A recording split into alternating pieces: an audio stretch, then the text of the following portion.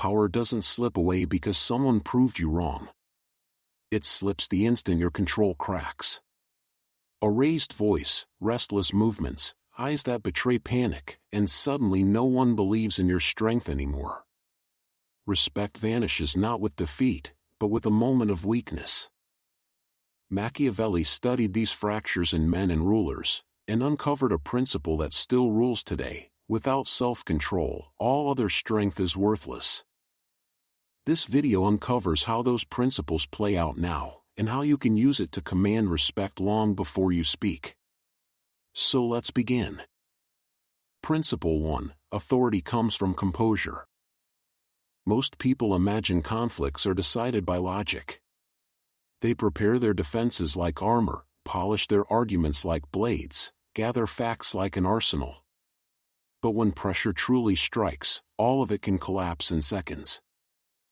Because in moments of tension, the room doesn't care about polished sentences, it cares about signals. People read you faster than they hear you. A steady gaze, a calm tone, controlled breathing, these silent cues decide credibility before your words even land. Machiavelli warned, "Men are governed by appearances as much as by reality." He didn't mean appearances count a little. He meant they count just as much as truth itself. In confrontation, how you are perceived has equal weight to whether you are right. Picture two opponents. One trembles, fidgets, voice cracking, eyes darting, even with flawless facts. The impression is weakness. The other speaks slowly, holds his gaze, gestures with control. Even with weaker arguments, he radiates authority. The audience believes the calm one, every time. Why? Because calmness projects mastery. It suggests hidden strength, quiet confidence, the ability to endure. Nervousness, by contrast, exposes fragility. It signals not only fear but self-betrayal, as if even the speaker doubts his own words. You can hold truth in your hand and still lose influence if your delivery shatters. That is why preparation is more than words. It is presence. When challenged, your first duty is not to defend, it is to remain steady. A calm tone carries credibility even when the answer isn't perfect. People grant space to composure, but they turn away from panic. Think of a job interview. A difficult question lands. One candidate rushes, stumbles, fills silence with nervous chatter. Another pauses, breathes, looks directly, and answers after a measured beat. The second candidate wins not by sharper logic, but by the weight of presence. This law holds everywhere: arguments with a partner, disputes at work, criticism in public, conflict in private life. Words carry meaning, but presence carries authority. Self-control eclipses logic. Control of self secures control of others. Composure builds trust. Anxiety destroys it. And in the eyes of others, that difference determines who commands and who obeys. Principle 2: The body commands the mind. Advice to stay calm sounds simple, but when adrenaline floods the system, calm is usually the first casualty. In confrontation, the body betrays the truth before the mouth ever opens. Trembling hands reveal unease, darting eyes betray insecurity, a rushed voice signals panic, and crossed arms display defensiveness. Every posture, every gesture, every shift in tone broadcasts your inner state, and most people read it in an instant. Machiavelli observed, "Men judge more by the eye than by the hand." What others see in posture and presence often outweighs what they hear in words. Perception is not shaped solely by logic, it is shaped by appearance, and appearance dictates judgment. This is where most people misunderstand control. They try to calm the mind, hoping the body will follow. But in moments of stress, thought cannot overpower physiology. The nervous system has already taken command. The only path back to clarity is the reverse: discipline the body first, and the mind will fall in line. breath, stance, and voice, these are the levers of composure. Breathing. Stress makes breathing shallow and rapid, locking the brain into survival mode.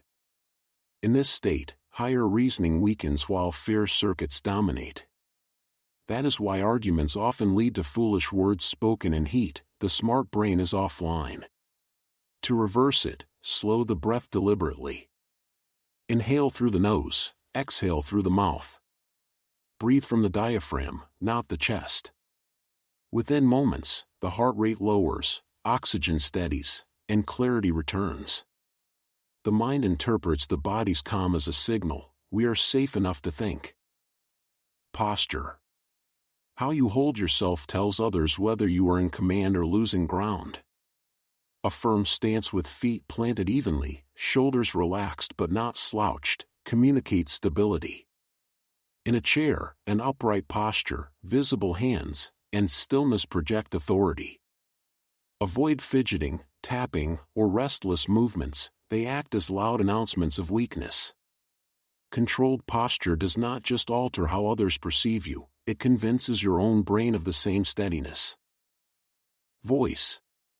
Under pressure, voices tend to betray nerves, speeding up, climbing higher, wavering unpredictably. Authority dissolves the moment your voice cracks or rushes. Slow it down.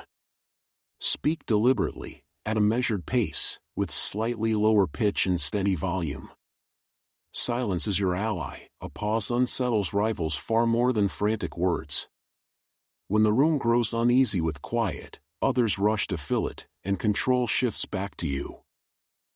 There is also a deeper effect: composure destabilizes opponents. When anger meets calmness, the aggressor expects escalation but meets stillness. This mismatch plants doubt in their mind. Why am I agitated while he is not?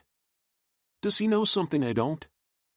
That quiet confidence unsettles them more than shouting ever could, and in that hesitation, the balance of power tips your way. Machiavelli understood that true dominance is not brute force but presence. Whoever masters the signals of the body masters perception. And once the body is under command, the mind follows. Master both, and even the fiercest storm cannot shake you.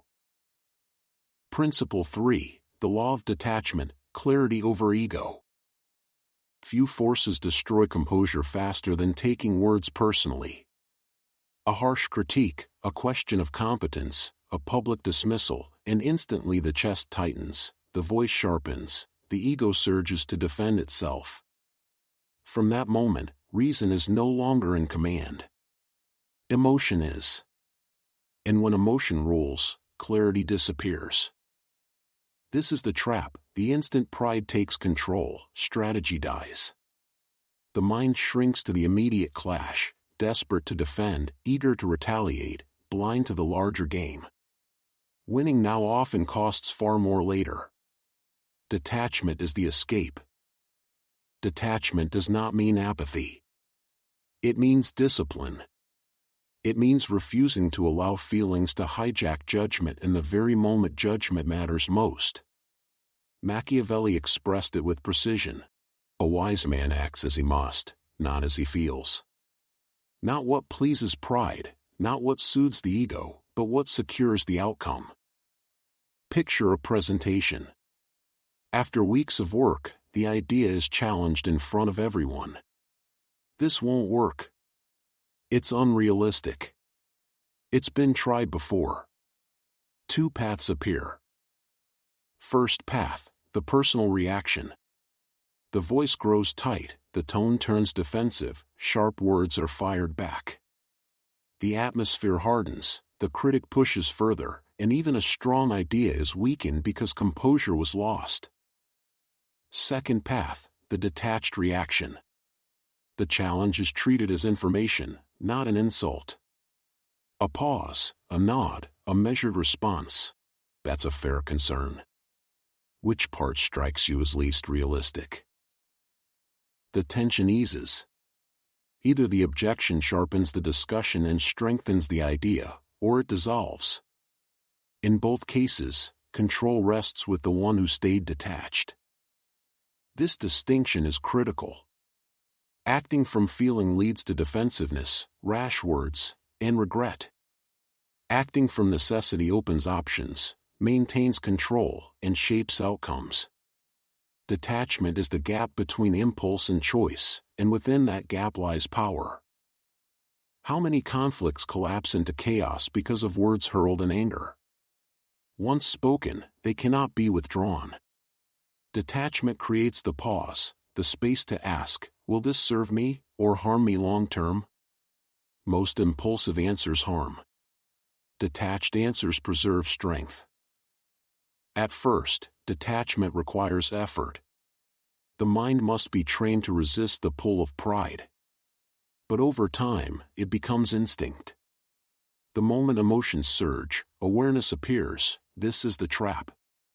That awareness creates choice, and choice is control.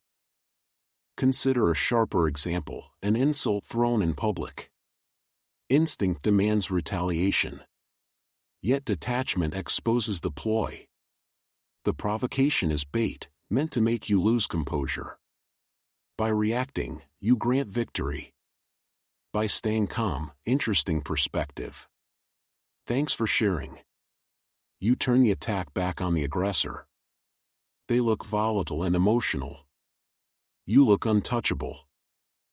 This is the paradox. Restraint defeats aggression, stillness conquers noise. Machiavelli's lesson is unchanging. Whoever governs emotion governs the outcome.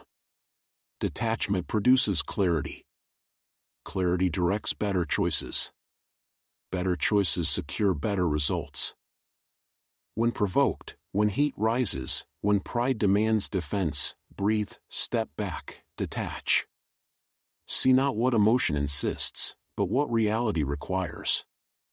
Act as necessity commands, not as feeling tempts.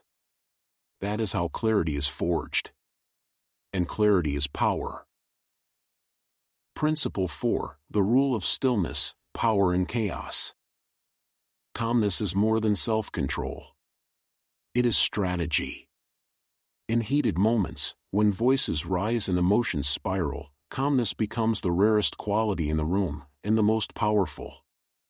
While others compete to be louder, the one who stays steady becomes impossible to ignore. The effect is immediate. Chaos makes calmness magnetic. Attention shifts not to the noise, but to the anchor, the figure who refuses to be swept up in disorder. Without demanding it, authority gravitates toward the person least shaken.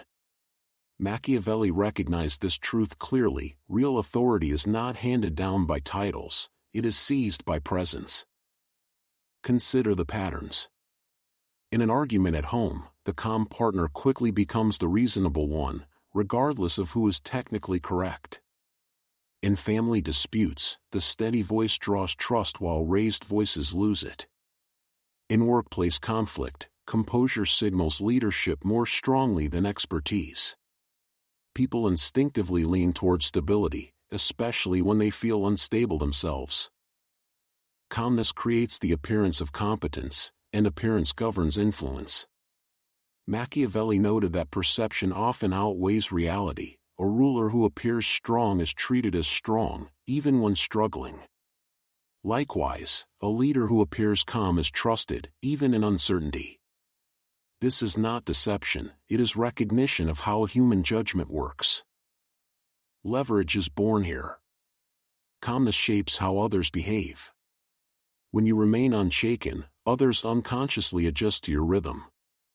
Their tone lowers, their pace slows, and they look toward you for cues. This grants influence without force. It allows redirection of conflict, introduction of solutions, and the power to end escalation. A simple phrase, "Let's pause and approach this differently," carries weight only when spoken from composure. Even in personal relationships, the same law holds. A heated exchange may begin with insults and defensiveness, but calmness erodes tension. The agitated party soon feels exposed, uncomfortable being the only one carried away. Gradually, they steady themselves, and true dialogue can begin. Calmness doesn't dominate them, it frees both sides to move past chaos into resolution. This is why calmness is not just defense. It is leverage. It changes the balance of perception, shifts control of the room, and turns conflict into opportunity. The calm presence becomes the axis around which others revolve. When the atmosphere burns with anger, when the room is loud and unstable, the strategy is simple: do not add to the fire. Be the calm in the storm. Authority will find you, because people instinctively follow the one who refuses to lose control. Principle 5. The law of consistency, reputation beyond reach. Calmness shown once is useful, but calmness repeated endlessly is transformative. A single display of composure in a meeting, an argument, or a crisis may win the moment, but it does not redefine how others see you. Consistency does. Remaining calm every time pressure rises, across weeks, months, and years, is what turns steadiness into reputation, and reputation into power.